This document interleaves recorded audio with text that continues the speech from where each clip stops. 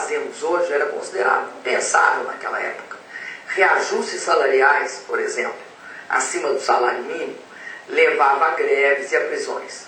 Manifestações estudantis, que hoje a gente olha com absoluta tranquilidade, levavam a prisões. Então, o mundo foi mudando e eu com o mundo. Eu agradeço a Deus a oportunidade que Ele me deu de participar do governo do presidente Lula. Eu acho que ali começa o grande sonho da minha geração, que era que o Brasil crescesse e, ao mesmo tempo, distribuísse renda. Que o Brasil crescesse e, ao mesmo tempo, milhões de pessoas fossem tiradas da pobreza. E aí, o que eu tenho como missão daqui para frente é justamente continuar esse processo dentro da legalidade, do fortalecimento da democracia, da liberdade de imprensa, continuar esse processo de transformação do Brasil e de estabilidade, porque também nós conquistamos isso. Porque teve logo no início da democracia um período que a gente tinha herdado também do final da ditadura, que era inflação alta, né? Dívida externa explodindo, e hoje nós somos um país que tem todas as chances de se transformar. Desde 94, tem uma geração aí de brasileiros que não sabe o que é aquela inflação que nós vivemos. Exatamente, desde o advento do Plano Real. Vamos seguir vendo as reportagens que nós temos para mostrar aqui agora. A gente vai ver o próximo capítulo. O próximo capítulo é com a... É uma novela? É quase isso. Bom, poderia ser uma novela de grande sucesso, no seu caso, eleita presidente da República. Vamos lá. É a reportagem da Cláudia Monteiro. O motorista Joel se lembra bem do jeito firme da antiga chefe. A presidente da Fundação de Estatística do Rio Grande do Sul não gostava de perder tempo. Só uma vez aconteceu um caso em Santa Cruz, que a gente foi numa palestra lá, ela gostava sempre dos horários, né? E eu achei que parece que você demora, e eu precisava cortar o cabelo até. E ela chegou no carro, não estava. Ela ficou fora, ficou brava. O estilo de comando da administradora Dilma Rousseff foi forjado nos primeiros cargos que ocupou no Rio Grande do Sul. Ela militou no PDT até 2000 e em 2001 entrou no PT. Foi secretária de Fazenda de Porto Alegre e secretária estadual de Minas e Energia. Em 2003, levou o seu estilo para Brasília, quando o então presidente eleito Lula lhe entregou o cargo de ministra. Dilma Rousseff comandou o Ministério de Minas e Energia por 2 anos e meio. Daqui, foi chamada para um novo e urgente desafio. Em junho de 2005, o governo Lula atravessava uma crise política com a queda do ministro-chefe da Casa Civil, José Dirceu. Dilma foi escolhida pelo presidente Lula para ocupar o lugar de Dirceu aqui no Palácio do Planalto. Saía o interlocutor político, entrava a gerente Dilma, com a missão de coordenar as ações do governo. A gente reconhece que o problema existe e toma as medidas capazes de solucioná-lo. Na Casa Civil, Dilma comandou o principal programa do governo, o PAC, de aceleração do crescimento. A Dilma é uma espécie de mãe do PAC. É ela que cuida, é ela que acompanha. Foi responsável ainda pelo programa habitacional Minha Casa Minha Vida, toda a preparação para a exploração do petróleo do pré-sal. E era encarregada de coordenar o trabalho dos colegas.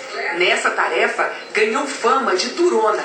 Em março, quando deixou a Casa Civil para ser candidata, Dilma ouviu o próprio presidente Lula, bem-humorado, dizer que muitos saíam do gabinete dela para se queixar com ele. A Dilma, de fato, às vezes é até durona mesmo, para fazer cobrança, para ter respostas.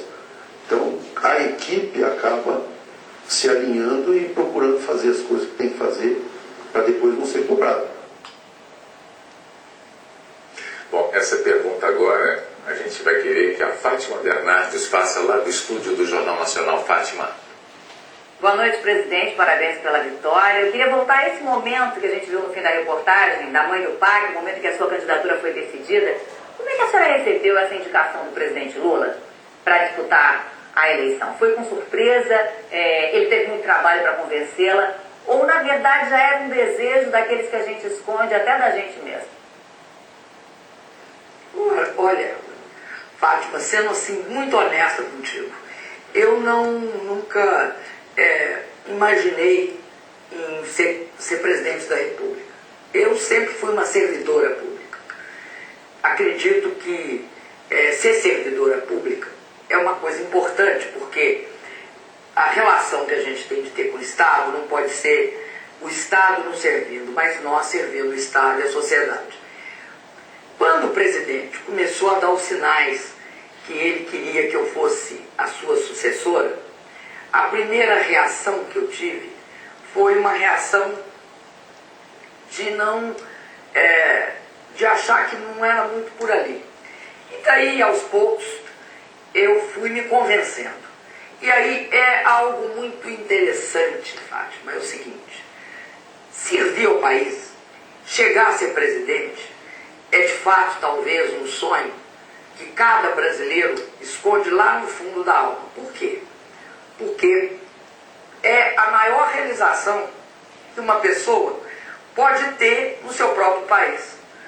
Porque é o momento em que você pode provar que você vai, de fato, dar uma contribuição para os milhões de brasileiros e de brasileiras que compartilham comigo essa, eu diria assim, aventura histórica de sermos brasileiros no ano de 2011 e de sermos capazes de dar aquele salto que a gente espera que o Brasil dê. Então eu quero te dizer o seguinte: apesar de no início eu não ser uma pessoa que estava direcionada para isso, eu quero te dizer que hoje eu sou uma pessoa certa de que eu vou fazer o melhor que eu puder. E quando eu tiver feito o melhor, eu vou fazer ainda um pouco mais para que o Brasil siga se transformando numa grande economia, numa grande sociedade e, de fato, numa nação plenamente desenvolvida. Bom, vamos prosseguir. Agora acho que seria o capítulo final das reportagens preparadas. A gente vai ver o que é que tem de histórico na sua eleição, como nós dissemos desde o início dessa edição do Jornal Nacional. É a reportagem da Cristina Serra que a gente vê agora. De ministra a presidente, foi uma trajetória desbravando mundos masculinos. Na foto oficial do início do governo Lula, era uma das poucas mulheres. Mas Dilma Rousseff se tornou a ocupante mais poderosa da esplanada. Quando o presidente Lula emitiu os primeiros sinais de que ela seria a escolhida para sucedê-lo, Dilma passou pela primeira transformação física, uma cirurgia plástica. Mas um adversário inesperado surgiu em seguida. O câncer no sistema linfático provocou um susto e novas transformações na aparência da ministra. Recuperada, Dilma, de novo visual, percorreu o país em campanha. E você, com a graça de Deus, o voto de você, a primeira mulher presidente.